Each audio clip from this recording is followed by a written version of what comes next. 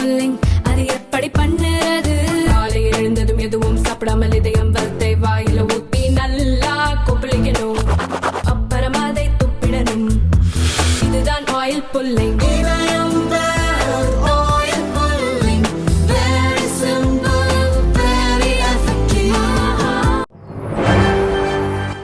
வணக்கம்.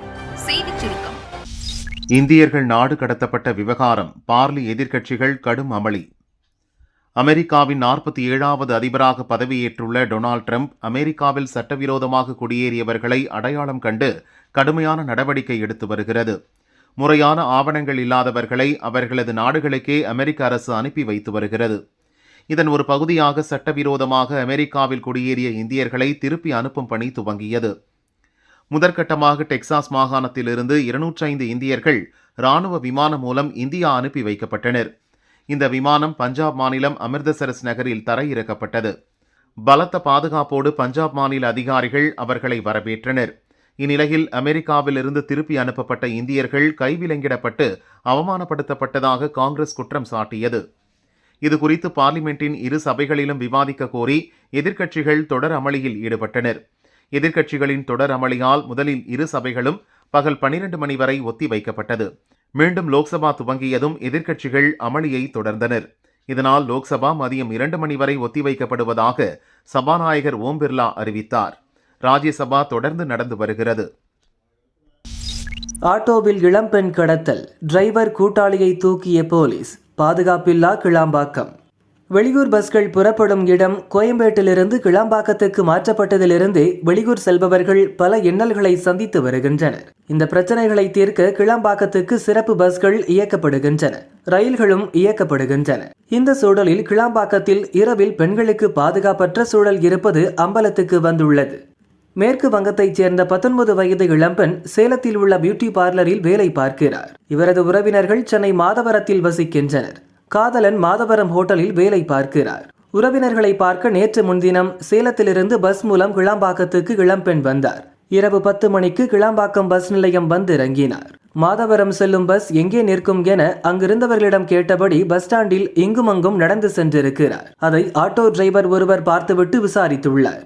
மாதவரத்துக்கு இனி பஸ் கிடையாது, என் ஆட்டோ மாதவரம் தான் போகிறது, ஏறிக்கொள்ளுங்கள் என கூற இளம்பெண் நம்பி ஏறினார். வண்டி சிறிது தூரம் போனதும் ஆட்டோ டிரைவர் செல்போனில் குசுகுசுவென பேசியுள்ளார். இளம்பெண்ணுக்கு சந்தேகம் வந்தது. காதலன் செல்போனுக்கு எமர்ஜென்சி என மெசேஜ் அனுப்பினார். லொகேஷனையும் ஷேர் செய்தார். 100க்கும் மிஸ்டு கால் கொடுத்தார். ஆட்டோ 2 கிலோமீட்டர் தூரம் போனதும் 2 பேர் ஏறி உள்ளனர். அவர்கள் இளம்பெண்ணின் இருபுறமும் உட்கார்ந்து கொண்டனர். இளம்பெண் எதிர்ப்பு தெரிவித்தார். அதை அவர்கள் பொருட்படுத்தவில்லை. 2 பேரும் இளம்பெண் மேல் கை வைத்து பாலியல் அத்துமீறலில் ஈடுபட்டுள்ளனர். ஆட்டோவை டிரைவர் ஓட்ட கத்தி முனையில் இளம்பெண்ணை மிரட்டி இரு வாலிபர்கள் பாலியல் கொடூரத்தில் ஈடுபட முயன்றனர். இளம்பெண் கத்தி கூச்சல் போட்டார். இது அருகிலுள்ள பகுதியில் கேட்டது. பொதுமக்கள் 100க்கு போன் செய்து புகார் கூறினர்.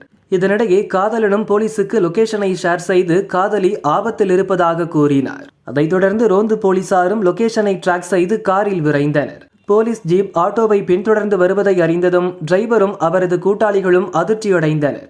நெற்குன்றம் அருகே பெண்ணை இறக்கிவிட்டு ஆட்டோவில் 3 பேரும் தப்பினர். இளம்பெண்ணை மீட்ட போலீசார் அரசு காப்பகத்தில் சேர்த்தனர். தனக்கு நேர்ந்த கொடூரத்தை போலீசாரிடம் இளம்பெண் விவரித்தார்.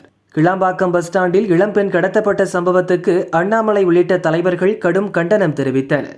ஈசிஆரில் பெண்களின் காரை விரட்டி சென்ற சம்பவத்தால் உண்டான பரபரப்பு அடங்குவதற்குள் கிளாம்பாக்கத்தில் இளம்பெண் கடத்தப்பட்ட சம்பவம் கிளாம்பாக்கம் பயணிகள் மத்தியில் பதற்றத்தை ஏற்படுத்தியது. இதனால் உடனடியாக குற்றவாளிகளை கைது செய்ய வேண்டிய நெருக்கடி போலீசுக்கு ஏற்பட்டது. அதைத் தொடர்ந்து குற்றவாளிகளை பிடிக்க தனிப்படைகள் அமைக்கப்பட்டது. கிளாம்பாக்கத்திலிருந்து ஆட்டோ புறப்படும் சிசிடிவி வீடியோ மற்றும் ஆட்டோ எண்ணை வைத்து விசாரணையை தீவிரப்படுத்தினர். டிரைவர் பெயர் முத்தமிழ் செல்வன், வயது 36 என்பது தெரிய வந்தது.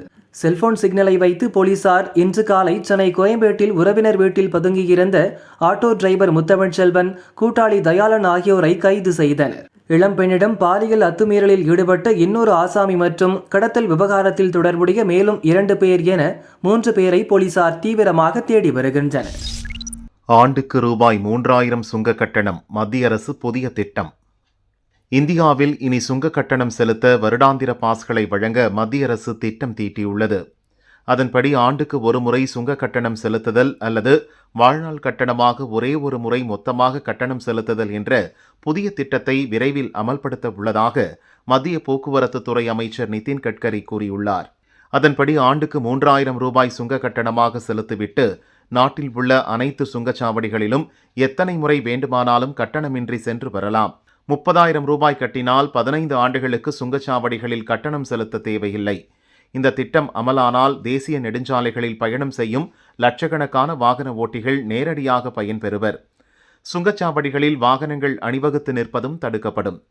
புதிய திட்டம் மூலம் கட்டணம் செலுத்தி பெறப்படும் அட்டைகள் ஃபாஸ்டாக் அட்டையுடன் இணைக்கப்படும் என்றும் நிதின் கட்கரி தெரிவித்துள்ளார். ட்ரெஸ்ஸு கிழிஞ்சிருக்கு, ஸ்டேஷனில் புகுந்து பண்ணியிருக்காங்க, ஒரு பெண் எஸ்ஐக்கே இந்த நிலைமையா? சிவகங்கை மாவட்டம் சோமநாதபுரம் எஸ்ஐயாக பணியாற்றி வந்தவர் பிரணீதா. அங்கிருந்து சிவகங்கைக்கு பணியிட மாறுதல் செய்யப்பட்டுள்ளார். நேற்று இரவு ஸ்டேஷனில் ஆவணங்கள் எடுத்து வர போயிருக்கிறார். அப்போது விசிக மாவட்ட செயலாளர் இளைய கௌதமன் அவரது ஆட்களுடன் அங்கு வந்துள்ளார். அவர் ஏற்கனவே கோவில் நில விவகாரம் தொடர்பாக புகார் கொடுத்திருக்கிறார். அதன் நிலை என்னவென்று எஸ்ஐ பிரணீதாவிடம் கேட்டு தகராறு செய்துள்ளார். நான் வேற ஸ்டேஷனுக்கு டிரான்ஸ்பர் ஆயிட்டேன், நீங்க டிஎஸ்பி ஆபீஸுக்கு போய் விசாரிச்சுக்கோங்க என பிரணீதா கூறியும் அவரை இளைய கௌதமன் ஆட்கள் விடவில்லை.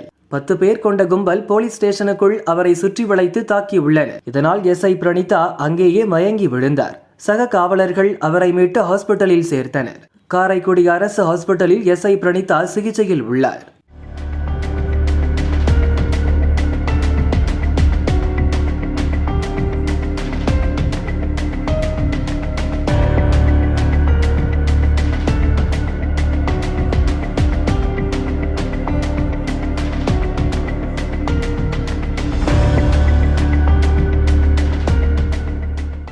எஸ்ஐ பதவியிலிருந்தும் போலீஸ் ஸ்டேஷனில் தனது மகள் உயிருக்கு பாதுகாப்பு இல்லை என பிரணீதாவின் அம்மா கதறி எழுதார். பயமாவே இருக்கு. நாங்க வேணாம் சொல்லிட்டு ரிலீவா இருந்துட்டு 1.5 மாசம் மெடிக்கல் லீவ் போட்டு தொண்டையில் ஆப்ரேஷன் பண்ணிருந்துச்சு. அதனால உடனே பண்ண முடியல.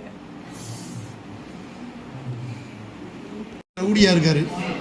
என்ன இது ஒரு எஸ்ஐக்கே எவ்வளவுனா? ஒரு நியாயமா 2 சின்ன பிள்ளையா இருக்கு. வேற எங்கேயாவது கொடுங்கன்னா அதுவும் கொடுக்க மாட்டேங்கிறாங்க. ஆனா பண்ணுது.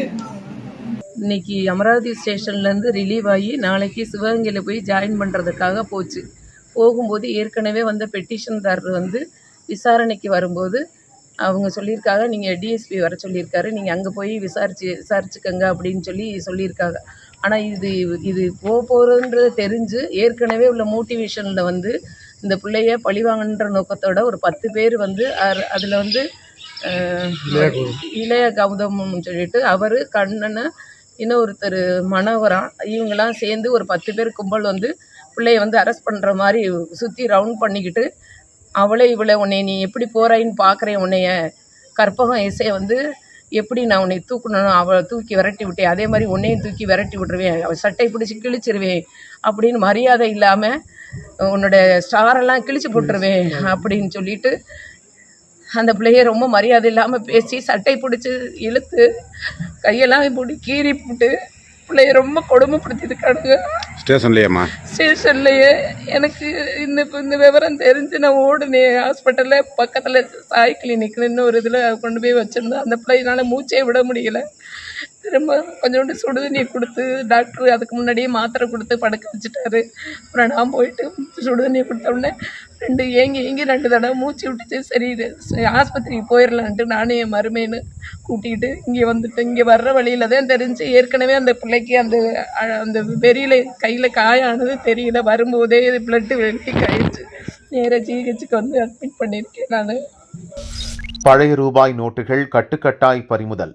சென்னை பூந்தமல்லி அருகே போரூர் குன்றத்தூர் சாலையில் போரூர் போலீசார் நேற்று இரவு வாகன சோதனையில் ஈடுபட்டனர். அங்கே பைக்கில் வந்த 2 பேரை மடக்கி பிடித்து விசாரித்தபோது அவர்கள் இருவரும் முன்னுக்கு பின் முரணாக பேசியுள்ளனர். அவர்கள் கொண்டு வந்த பையை சோதனை செய்தபோது அதில் பழைய 500, 1000 ரூபாய் நோட்டுகள் 28 லட்சம் இருப்பது தெரிந்தது. இருவரையும் போரூர் காவல் நிலையம் அழைத்துச் சென்று விசாரித்தனர்.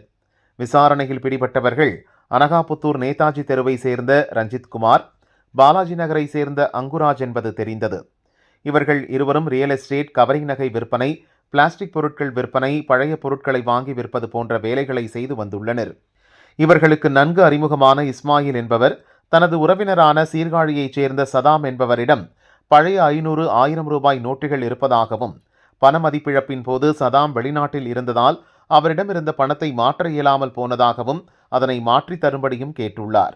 அப்படி மாற்றி கொடுத்தால் அதற்குரிய கமிஷன் தொகை கொடுப்பதாகவும் இஸ்மாயில் கூறியுள்ளார். இதையடுத்து அவர்கள் இருவரும் தங்களது நண்பரான வடபழனியைச் சேர்ந்த கார்த்திக் என்பவர் மூலம் காவிரி ரெபினா என்ற பெண்ணிடம் சென்றுள்ளனர். அந்த பெண் பணத்தை கொடுத்துவிட்டு செல்லுங்கள், 1,00,000 ரூபாய்க்கு 4000 வீதம் நாளை வந்து பெற்றுக்கொள்ளுங்கள் என்று கூறியதாக தெரிகிறது. இதற்கு ஒத்துக்கொள்ள மறுத்த இருவரும் அந்த பணத்துடன் திரும்பி அனகாபுத்தூருக்கு சென்றுள்ளனர். அப்போது போரூரில் போலீசாரின் சோதனையின் போது சிக்கியுள்ளனர். தொடர்ந்து போரூர் போலீசார் அவர்களிடம் விசாரணை நடத்தி வருகின்றனர். பல்லடம் சம்பவம் பாடம். சிசிடிவி பொருத்திய ஒரே வாரத்தில் தோட்டத்து வீட்டில் நடந்த சம்பவம். கோவை பூரண்டாபாளையத்தைச் சேர்ந்தவர் சரோஜினி, வயது 65. இவரது கணவர் சமீபத்தில் காலமானார். தோட்டத்தில் புதிதாக கட்டப்பட்ட வீட்டில் சரோஜினி மட்டும் தனியாக வசித்து வருகிறார். சில வாரங்களுக்கு முன் பூரண்டாபாளையத்தில் கோவை எஸ்பி கார்த்திகேயன் விழிப்புணர்வு கூட்டம் நடத்தியிருந்தார். பல்லடம் கொலையை சுட்டிக்காட்டி சிசிடிவி கேமராவின் அவசியம் குறித்து விளக்கினார். விழிப்புணர்வு கூட்டத்தை தொடர்ந்து சரோஜினி தனது தோட்டத்து வீட்டில் சிசிடிவி கேமரா பொருத்தினார். இந்நிலையில் கடந்த செவ்வாயன்று இரவு சரோஜினி வீட்டிற்கு வந்த மர்ம நபர் கதவை தட்டியுள்ளார். இதனால் சந்தேகமடைந்த அவர் அருகிலிருந்த தோட்டத்துக்காரர்களை செல்போனில் அழைத்துள்ளார். அவர்கள் திரண்டு வருவதற்குள் மர்ம நபர் வீட்டு ஜன்னலை உடைத்து உள்ளே நுழைய முயன்றுள்ளார். சரோஜினி கத்தி கூச்சல் போட்டதும் அங்கிருந்து தப்பிவிட்டார். சிறிது நேரத்தில் அங்கு வந்த பக்கத்து தோட்டக்காரர்கள் அப்பகுதி முழுக்க தேடினர். சந்தேகத்துக்கிடமான வகையில் ஒருவர் அவ்வழியாக நடந்து சென்றுள்ளார். அவரை பிடித்து விசாரித்த போது, எனக்கு எதுவும் தெரியாது, சும்மா இந்த வழியாக வந்தேன் என கூறியிருக்கிறார். அவரது பேச்சில் தெரிந்த பதற்றத்தை பார்த்த தோட்டக்காரர்கள் சரோஜினி வீட்டில் பொருத்தப்பட்டிருந்த சிசிடிவி காட்சிகளை பார்த்தனர். மடக்கி பிடிக்கப்பட்ட ஆள்தான் வீட்டின் ஜன்னலை உடைத்தார் என்பது உறுதியானது. தர்மடி கொடுத்து சுல்தான்பேட்டை போலீசில் ஒப்படைத்தனர். விசாரணையில் அவர் ராமநாதபுரம் மாவட்டம் பேரையூரைச் சேர்ந்த தர்மராஜ் என்பது தெரிந்தது. மனைவியை கொலை செய்த வழக்கில் சிறை சென்ற இவர் ஜாமீனில் வெளியே வந்திருக்கிறார் என போலீசார் தெரிவித்தனர். தொடர்ந்து தர்மராஜ் மீது வழக்கு பதிவு செய்து சிறையில் அடைத்தனர். விடாமுயற்சி வெற்றி பெற தாவைக்க வைத்த கட் அவுட். அஜித் ரசிகர்கள் நிகழ்ச்சி. நடிகர் அஜித் மற்றும் இயக்குனர் மகிழ் திருமேனி கூட்டணியில் உருவாகியிருக்கும் படம் விடாமுயற்சி. லைகா நிறுவனம் தயாரித்துள்ள விடாமுயற்சி உலகம் முழுவதும் இன்று ரிலீஸ் ஆகியுள்ளது. கடைசியாக 2023ஆம் ஆண்டில் அஜித்தின் துணிவு படம் வெளியானது. 2 ஆண்டுக்கு பிறகு விடாமுயற்சி படம் வெளியானதால் அஜித் ரசிகர்கள் உற்சாகத்தில் உள்ளனர். தமிழகம் மட்டுமின்றி கர்நாடகா, ஆந்திரா உள்ளிட்ட மாநிலங்களிலும் காலை 9 மணிக்கு முதல் காட்சி திரையிடப்பட்டது. படத்தை காண தியேட்டர்களுக்கு ரசிகர்கள் திரண்டு வருகின்றனர். காஞ்சிபுரம் பாபு தியேட்டரில் அதிகாலை முதலே ரசிகர்கள் குவிந்தனர். பட்டாசு வெடித்து ஆரவாரத்துடன் முதல் காட்சியை காண சென்றனர்.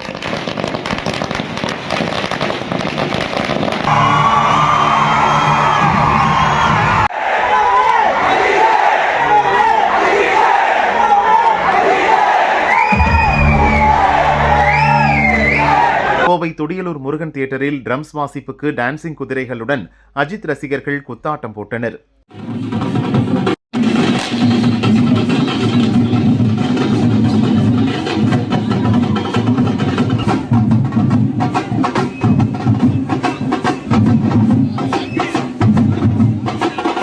திருப்பூர் சக்தி தியேட்டரில் குவிந்த ரசிகர்கள் அஜித்தின் கட் அவுட்டுக்கு பாலாபிஷேகம் செய்தனர்.